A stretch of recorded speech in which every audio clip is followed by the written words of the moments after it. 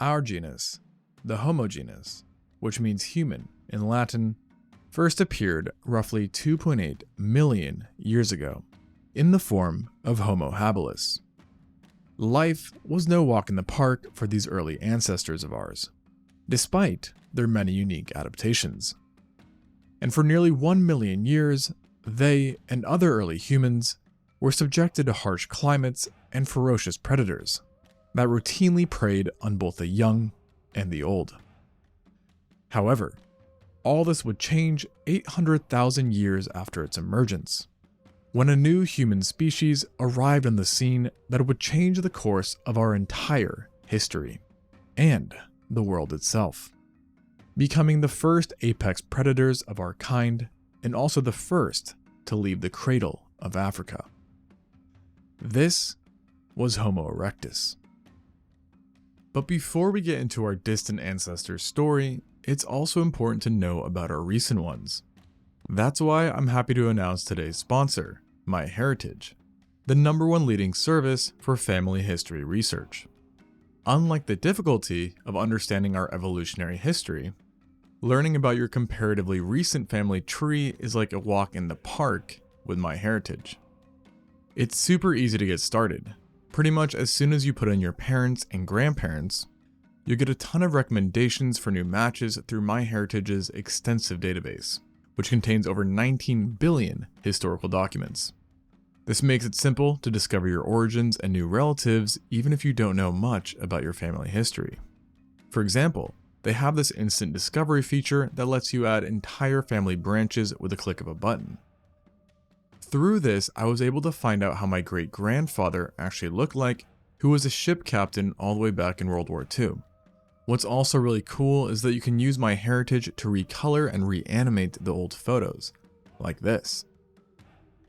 So, if you're someone who's trying to learn more about your history, ancestry, and origins, I would definitely recommend MyHeritage and for you to get started building and researching your family tree today.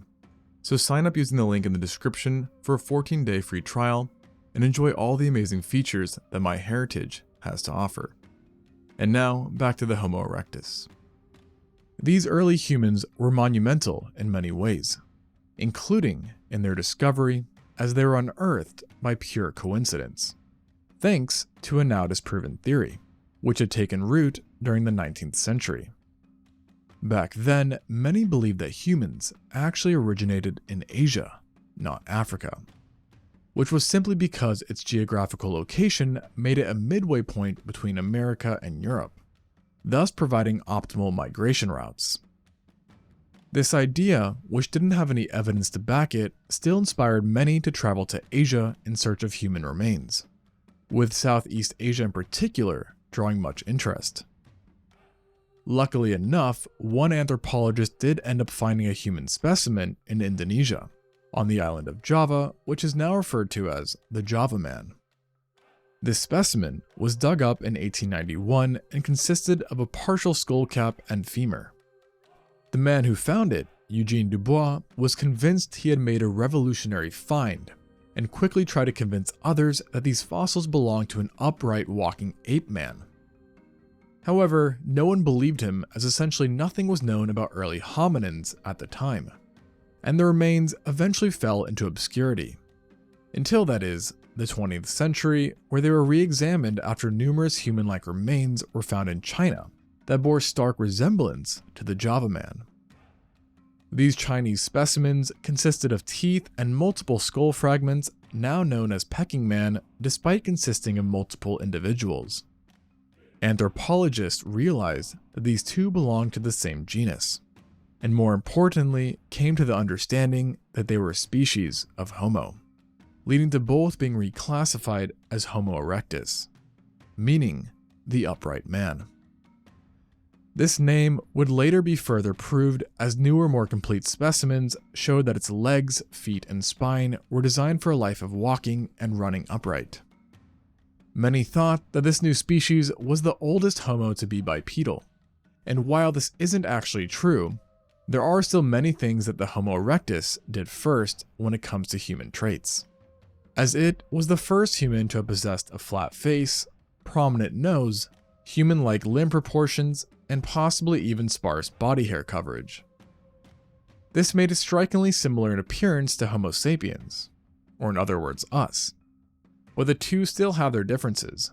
Most notably, the postcranial skeleton of Homo erectus is more heavily built and thicker than a modern human's. Additionally, small differences are also seen in its facial features and sexual dimorphism.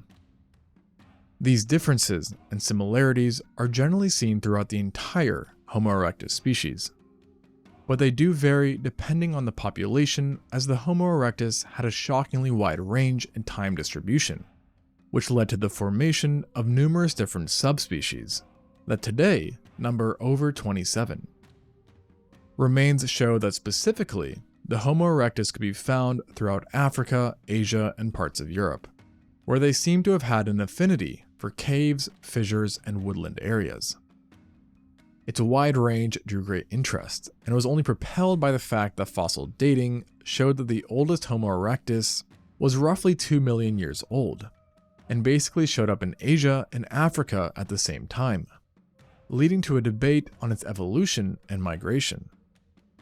For a long time, it was believed that they evolved from a late Australopithecus or Homo habilis in Africa, where they then migrated out of Africa, expanding into Asia and Europe, driven by a changing climate. However, because of the similar dating seen in old Asian and African bones, a 2011 study proposed that it was the result of an Asian habilis population that evolved into the Homo erectus, which then eventually migrated back towards Africa and Europe. This idea, though, is not yet confirmed, and most still believe it to have originated in Africa. But regardless of its accuracy, this new study still highlights the many questions that have arisen from Homo erectus remains. And it's not just the bones itself that have led to questions, as Homo erectus is also remarkable in what has been found alongside it. Notably, the bones of medium and large-sized game, leading to the belief that this human was an apex predator. This was a huge deal, because as mentioned earlier, up until its arrival, humans had not been at the top of the pecking order, making this a welcome change. These animal bones were commonly found in large assemblages, and consisted of a variety of megafauna including rhinos, hippos, bovine, boar, deer, horses, and elephants. Even predators that had once feasted on earlier humans now found themselves to be regular victims of Homo erectus, demonstrated by fossils in Kenya that showed an erectus population preying on crocodiles. Such a contrast in the hunting and eating tendency of Homo erectus compared to other humans quickly led to paleontologists asking, how? And through years of research, multiple answers have been found that help to create a full picture, with one of the first recognized reasons being its body. The Homo erectus saw a substantial increase in body size during their existence, and actually got quite large compared to earlier hominids, with some specimens even measuring 6'1" or 185 centimeters in height. These individuals weren't just tall and lanky, as they were also heavily built, possessing extraordinarily thickened bones that were much heftier than what was seen in previous species and in modern humans.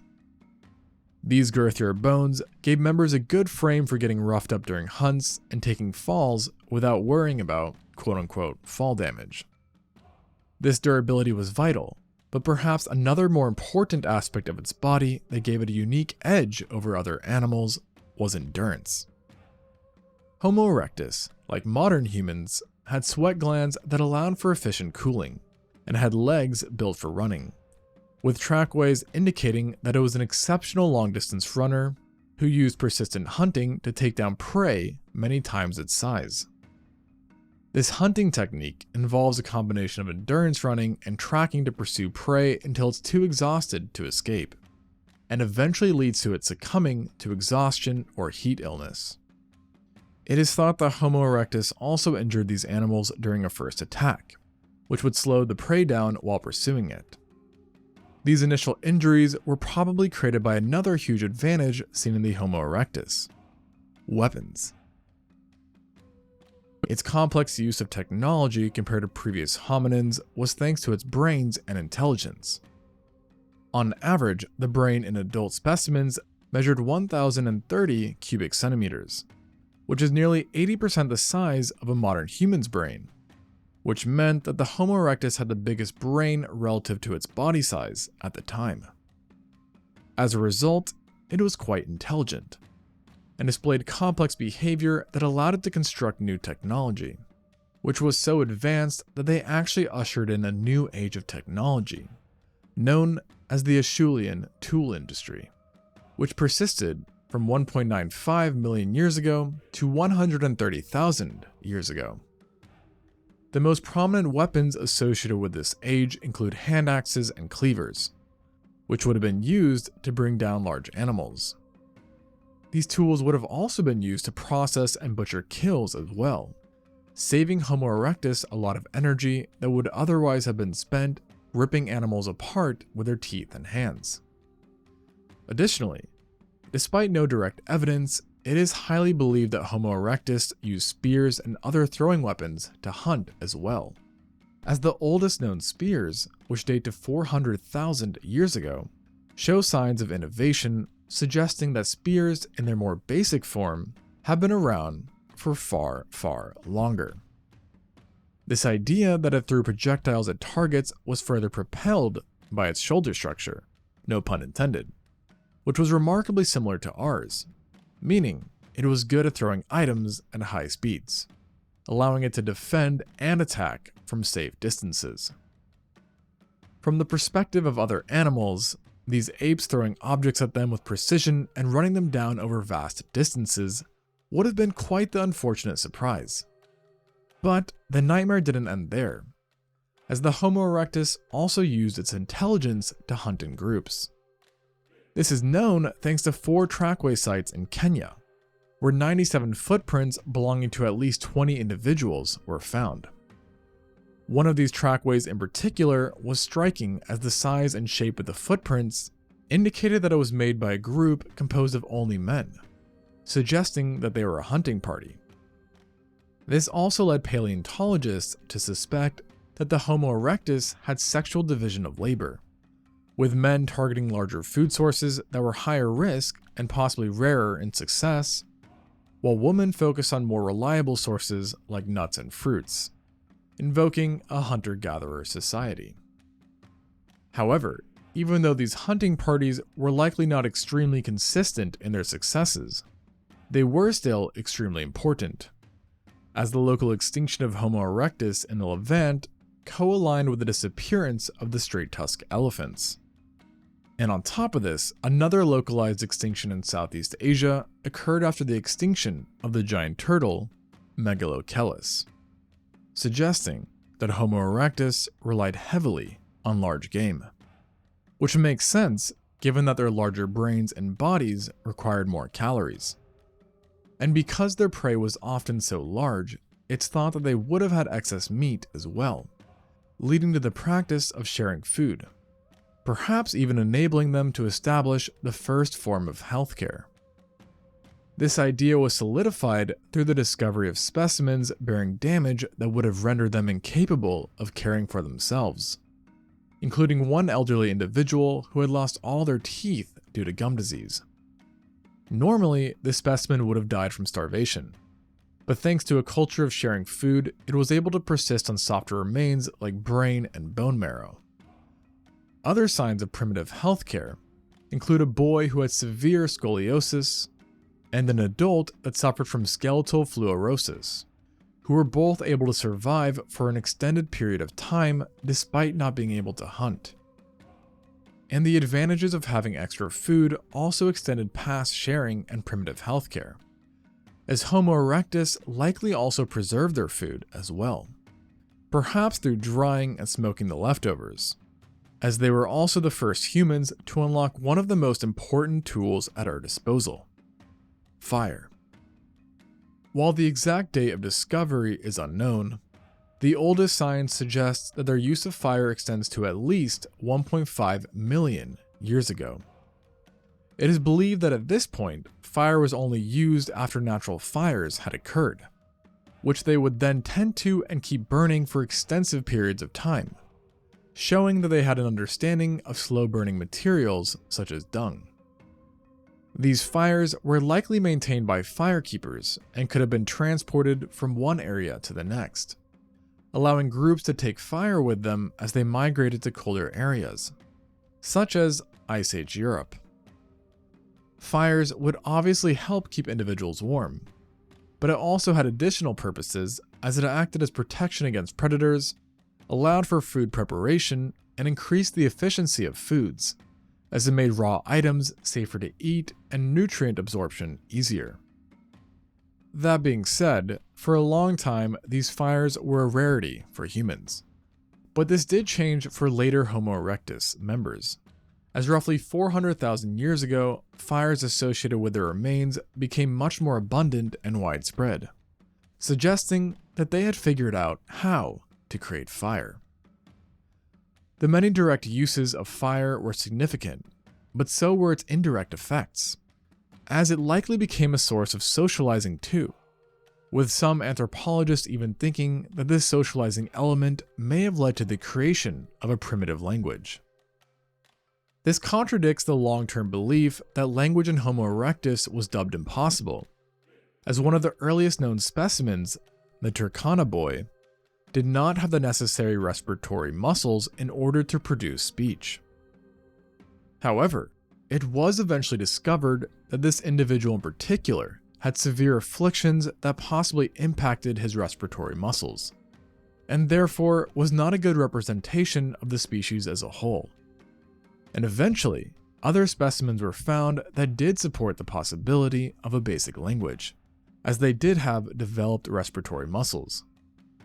Additionally, the parts of their brain associated with speech and language were similar in size to that of Homo sapiens. And while their hyoid bone, which supports the tongue and controls pitch in modern humans, was not advanced enough for modern language, it was still sufficient enough to support a proto-language. But regardless if it could speak or not, it's clear that its means of communication was effective for collaboration, as demonstrated by yet another achievement of the Homo erectus: construction.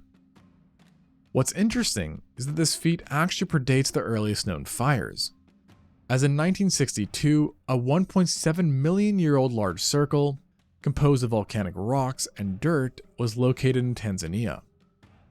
The circle had taken extensive damage, and therefore scientists are not exactly sure what it was, but ideas range from a primitive hut to an artificial windbreaker. Thankfully though, since then, better preserved constructions have also been found, including huts and dwellings that were constructed with earth, rock, and branches. Some of these structures even appear to have been built around fires, as shown by a 700,000-year-old discovery in Germany. It's thought that these structures built around fire pits may have played the purpose of winter base camps, allowing them to extend into areas that would otherwise be inhabitable for long durations. And this flexibility that technology offered Homo erectus was further propelled by their usage of clothing as well, which, unlike construction, had been around for far, far longer, dating all the way back to 3 million years ago. This clothing, however, was very rudimentary, and was solely composed of animal hides, which compensated for a lack of insulating body hair. From all this evidence, it's clear that the Homo erectus was highly successful, and was able to expand far and wide throughout the lands thanks to its many advantages. But the water was not safe from their expansion either, as the Homo erectus had one more trick up their sleeves that perhaps perplexes paleontologists the most, and that is seafaring. While no boats belonging to Homo erectus are currently known, we do know that they were able to reach multiple isolated islands, including Flores, Timor, and Roti, that had no land bridges, making them the world's first known sailors. In addition to bones, evidence of their presence on these islands include multiple artifacts such as tools and pieces of engraved shells, which show that these trips were successful in establishing communities and were not just a result of being dragged out to sea. And these finds don't just highlight their ability to build rafts, but also their ability to plan long-term in advance, as such trips would have taken months of preparation and planning. The ability to traverse water would have helped the Homo erectus avoid being confined to areas and was likely pivotal in its remarkable range and how long it was able to exist, as it actually existed for the longest known period of time out of any Homo species, making it in at least one way the most successful species of human to date. Specifically, dated remains show that this early human was around for nearly 1.9 million years, with the youngest population only dying out just 108,000 years ago. For comparison, Homo sapiens have only been around for 300,000 years, while the second longest lived Homo species, the habilis, didn't even achieve half of what the erectus did, as their existence was only for 600,000 years. Which begs the question of what stopped these individuals and why did they die out? And the answer appears to be climate change. Just prior to their extinction, the world saw a huge decrease in their preferred habitat of woodlands, which also coincided with the disappearance of many of their prey. Additionally, the very last known specimens lived on the island of Java, which at the time was seeing a major shift in its environment, with rainforests quickly growing in range and density. And it seems that when this started to occur, the Homo erectus was only limited to this last safe haven. So when the rainforest took over, they could just no longer hold on, and thus leading to the demise of the longest lived human species ever. But this is just one stage of human history. And if you found this episode interesting, check out our video on the Australopithecus, also known as the forefather of humanity, or our last non-human ancestor. And don't forget to sign up for MyHeritage today, using the link in the description for a 14-day free trial, so you can find out more about your specific human ancestors. Like always, thanks for watching, and until next time on ExtinctZoo.